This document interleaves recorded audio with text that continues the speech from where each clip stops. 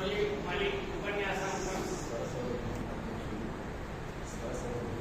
స్వరసౌరభం సంస్థకి అధ్యక్షులైనటువంటి అయాచితం నాగరాజ్ శర్మ గారు, సుమధుర గాయకులు, సంగీత విద్వాంసులు వేదిక మీదకి ఇచ్చేసి వారి కళాన్ని కూడా మనకు ఒక్కసారి వినిపించాల్సిందిగా కోరుతున్నాం. కళారంగంలో వివిధ రంగాల్లో సేవలు అందిస్తున్నటువంటి వాళ్ళని గుర్తించి ఈ వేదికపై అందరికీ సన్మాన కార్యక్రమాలను నిరంతరంగా నిర్వహిస్తున్నటువంటి శ్రీపాద కుమారస్వామి గారికి ముఖ్యంగా వారికి ఈ కళారంగానికి చేస్తున్నటువంటి సేవలకు ఉన్నాము ఎంత పొగిడినా చాలా నేను చాలా చిన్నవాడిని.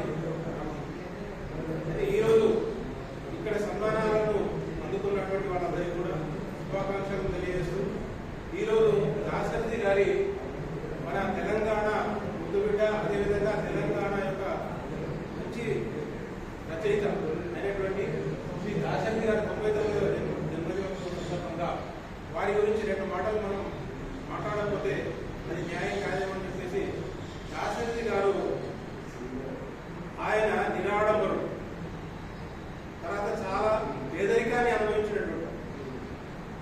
ఎందుకు చెప్తానంటే నిరాడంబరుడు అని ఎందుకు చెప్పానంటే, ఆయన కాంగ్రెస్ ప్రభుత్వం అన్యాయ ప్రభుత్వంలో ఉన్నప్పుడు ఆయన తెలుగు భాషా సంఘం అధ్యక్షుడిగా ఉన్నాడు. ఎన్టీఆర్ తర్వాత గవర్నమెంట్ చేంజ్ కాగానే నేను పదవి తీసేశాను. అప్పుడు ఆయన నడుచుకుంటూ వెళ్ళినప్పుడు నేను చూశాను. హైదరాబాదు రోడ్డులో ఆఫీస్ నుంచి ఇంటికి నడుచుకుంటూ పోతున్నటువంటి దృశ్యాన్ని నేను చూశాను. అదేవిధంగా ఆయన పేదరికం అనుభవించినటువంటి వ్యక్తి. ఎందుకంటే నా తెలంగాణ కోటి రత్నాల వీణ అని అద్భుతమైనటువంటి ఉద్రేకపూరితమైన రచనలు రాసినటువంటి ఆయన కలం ఎంతో ఉద్యమ స్ఫూర్తిని కలిగించి తెలంగాణ ఉద్యమాన్ని నడిపించినటువంటి ఆయన కలం ఒక కరవాలం. ఆ కరవాలమే కాదు, ఆయన ఎంతో ఉజ్వల జ్వాలలను, ఉద్యమ జ్వాలలను వెలిగించినటువంటి ఆయన కలం.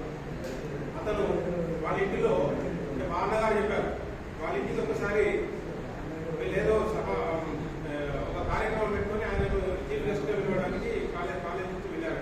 వెళ్తే ఇంట్లో కుర్చీలు కూడా లేవు, చాప వేసి కూర్చోమని చెప్పారు.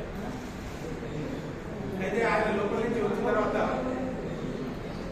ఆయన సన్మానించడానికి వీళ్ళు శాల్వాలు అదేవిధంగా పూలదండలు తీసుకుని వెళ్ళారు. వారిని సన్మానించడానికి వీళ్ళు వెళ్తుంటే ఆయన ఆపాడు. మీరు ఏం తీసుకొచ్చారు అని అడిగారు.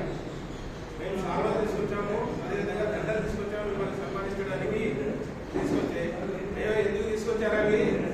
ఆ 200 నాకు ఇస్తే నాకు ఒక 2 రోజులు కూరగాయలకు వాటికి పనికొస్తుంది కదా. అటువంటి పేదరికంలో ఉండి కూడా అద్భుతమైనటువంటి రచనలండి. ఇటు ఉద్యమ